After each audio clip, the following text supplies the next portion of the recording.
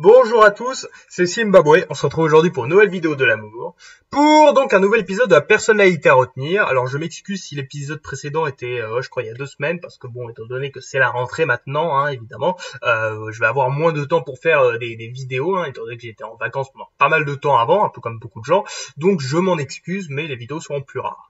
Donc aujourd'hui nous allons nous intéresser à la vie d'un célèbre homme politique américain. J'avais déjà teasé plusieurs fois la vidéo, vous l'avez vu avec le titre, donc nous allons nous intéresser à la vie de Jimmy Carter, donc célèbre homme politique américain qui a notamment été président des États-Unis de 1977 à 1981. Et si je vous en parle, c'est parce que Jimmy Carter, même s'il a été président il y a très longtemps, est toujours en vie. C'est-à-dire qu'il est né en 1924 et voilà, il a 95 ans, bientôt 96, et donc c'est le président américain à avoir vécu le plus longtemps. Hein. Ses successeurs, notamment Reagan et Bush, sont déjà morts, mais lui, il est toujours en vie avec toutes ses dents, donc c'est un mec plutôt respectable. Donc je vous propose de commencer.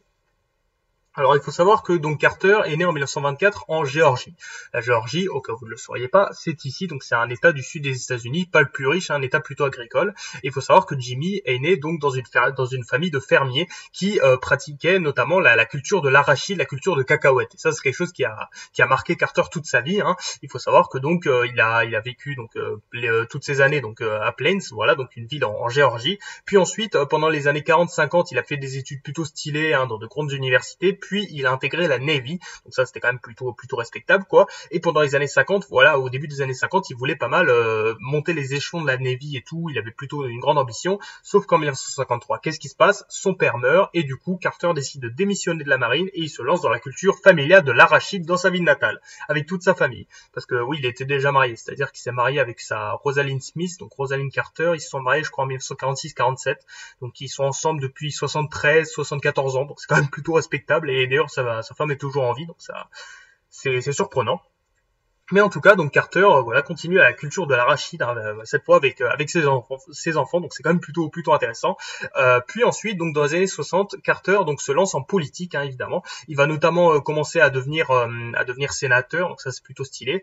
Puis en 70, donc il se fait élire gouverneur de Géorgie, donc ça c'est quand même plutôt respectable comme poste. Hein. Le poste de gouverneur, c'est un des postes les plus prestigieux dans la politique américaine, même si la Géorgie n'est pas l'état le plus peuplé des États-Unis. Donc à ce moment-là, même si Carter avait un bon poste, c'était pas non plus un candidat très connu.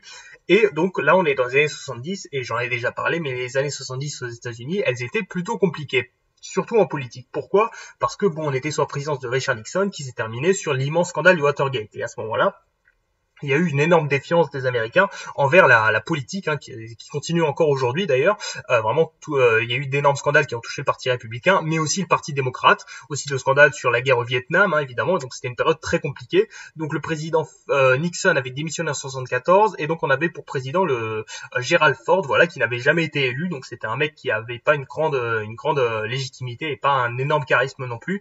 Et du coup à ce moment-là, Carter, hein, comme il voit que dans le Parti démocrate il y a personne, il décide donc de tenter sa chance et donc il se présente aux primaires démocrates, il gagne, puis donc il est du coup candidat aux élections présidentielles 76 et finalement il gagne donc face à Gerald Ford. Gerald Ford qui lui aussi avait eu de grands problèmes dans les primaires républicaines contre notamment Ronald Reagan, le très libéral Reagan, mais bon ça on en parlera plus tard. Mais du coup, donc on a une finale Carter-Ford et Carter gagne, donc voilà, 50% à 48, donc victoire, même si victoire plutôt serrée et pas une énorme victoire. Et du coup, avec voilà un vote de grands électeurs de 300 contre 240, donc c'est le retour des démocrates au pouvoir et c'est le début de la magnifique présidence de Jimmy Carter, voilà, qui va durer 4 ans.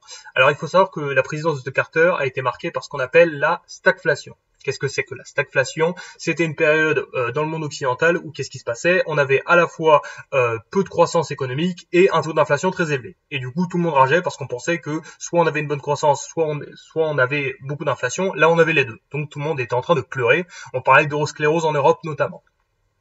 Et du coup, la présidence de Carter va être marquée par vraiment de gros problèmes sur la situation économique. Il y a aussi, va aussi avoir la politique monétaire laxiste hein, de la Fed, la réserve fédérale américaine qui va faire n'importe quoi. Du coup, il va y avoir une grosse inflation.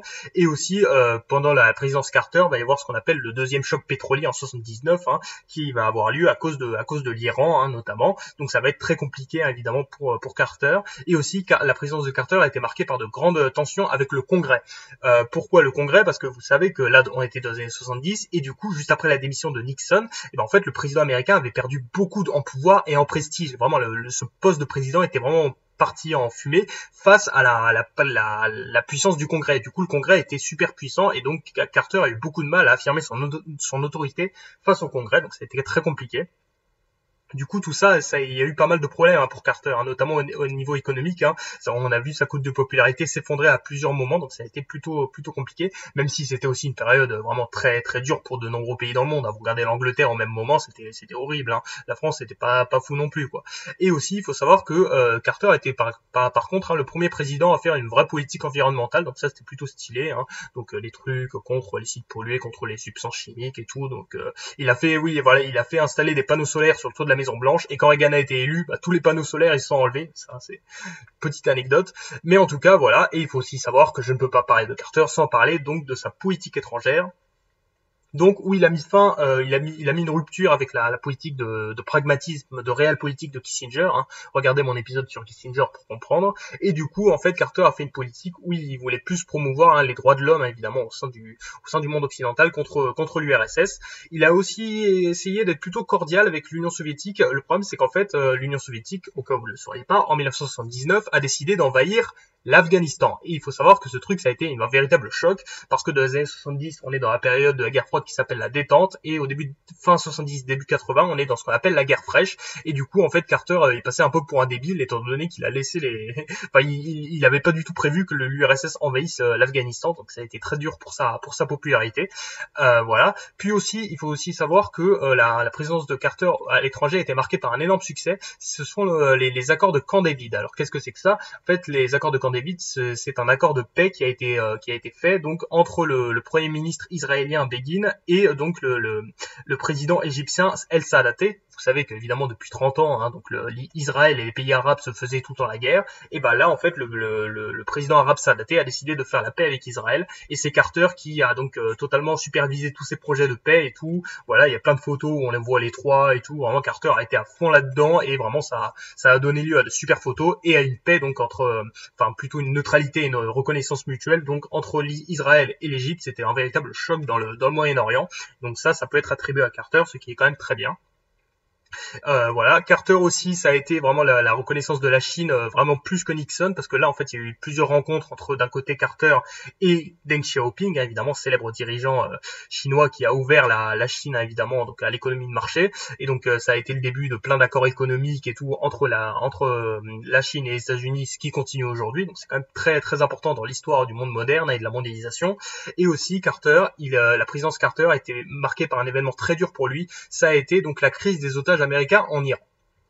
Alors pour résumer, il faut savoir que l'Iran, donc jusqu'en 79, était une monarchie, hein, voilà, avec le Shah d'Iran qui était soutenu par les États-Unis. Sauf qu'en 79, on a une révolution islamique qui se met en place et donc on a un nouveau régime qui apparaît avec donc l'ayatollah Khomeini, hein, voilà, qui arrive au pouvoir, un vieux type barbu. Et en fait, ce vieux type est un gros islamiste et du coup qui déteste les États-Unis et du coup les relations entre les États-Unis et l'Iran tombent totalement. Et en fait, il y a la prise, il y a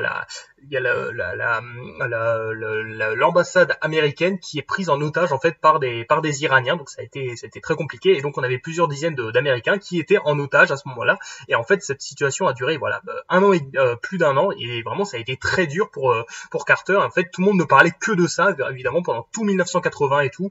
Carter a essayé de faire plein de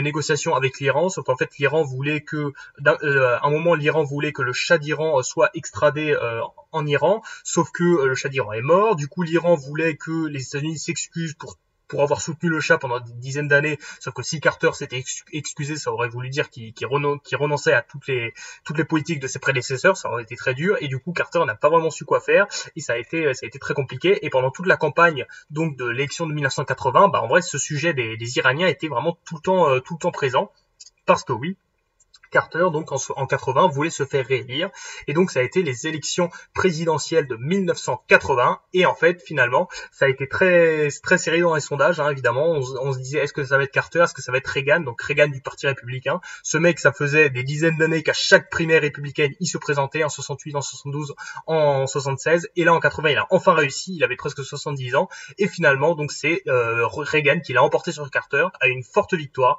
50% contre 41, voilà, presque 500 grands électeurs, vraiment forte victoire républicaine là, et vraiment Carter s'est fait malheureusement pour lui laminer et tout, et c'est finalement Reagan qui a réussi à résoudre là cette crise des otages et tout. En fait, il a négocié lui-même avec l'ayatollah Khomeini, et ça s'est très bien passé pour Reagan, et donc ça a été un gros coup dur pour Carter, voilà, qui a quitté le pouvoir après seulement 4 ans. Ça fait un peu tâche quand on sait que de nombreux présidents étaient réélus. Donc coup dur pour Carter, et du coup en fait quand on regarde la liste des présidents américains, on voit républicain, petit démocrate, puis des républicains. Donc en fait pendant 24 années républicaines, on n'a eu que 4 démocrates, ce petit Carter, et du coup en fait la présidence de Jimmy Carter a été plutôt compliquée pour lui, hein. Évidemment il a pas vraiment laissé la trace comme étant un grand président.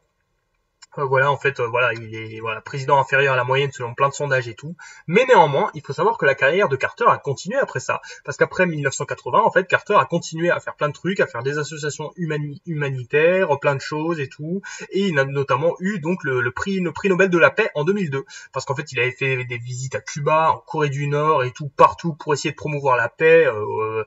Il était envoyé par le gouvernement américain pour ça et tout, et donc il a carrément eu le prix Nobel de la paix. Donc c'est quand même pas mal du tout. Puis il a fondé une association, il s'est battu contre plein de trucs, il a fait plein de livres, et notamment il a construit des maisons. C'est-à-dire qu'encore aujourd'hui, il me semble que Jimmy Carter en fait continue, bon il est super vieux, hein, regardez-le, il est là, et en fait il construit des maisons avec sa femme, ils sont toujours en Géorgie, et voilà, il travaille pour les pauvres et tout. Et en fait c'est ça qui montre la personnalité de Carter, parce que c'est vraiment un homme humble, hein. C'est pas du tout un mec comme Trump qui est milliardaire et tout, qui a plein d'argent, qui fait des conférences, qui gagne des millions. En fait pas du tout, hein. Carter après 1980 il est retourné en Géorgie, et il a continué sa vie normalement, comme si c'était un homme des plus normales, quoi. Et il faut savoir que même si en fait beaucoup d'Américains considèrent que Carter a été un mauvais président, ils considèrent que néanmoins ça a été c'est vraiment un homme de qualité, quoi, un homme sympa. C'était plus est-ce qu'il aurait vraiment dû être président? Peut-être pas, mais c'était vraiment un homme de qualité, très respectable. Mais en tout cas, vraiment sa présidence a été marquée par beaucoup de problèmes, même s'il y a quand même eu de bonnes choses, hein, la politique environnementale, les accords avec Israël et l'Égypte, la Chine, tout ça, c'était de très bonnes choses. Mais sur l'économie, ça a été plus compliqué, et après Carter, évidemment, ça va être 12 années républicaines, donc plutôt coup dur. Donc voilà la vie de Jimmy Carter, donc un homme politique très très connu, hein. Bon, c'est pas le plus connu, mais c'est toujours intéressant de le connaître, hein, évidemment, donc qui est toujours en vie, donc ça c'est quand même plutôt respectable à retenir.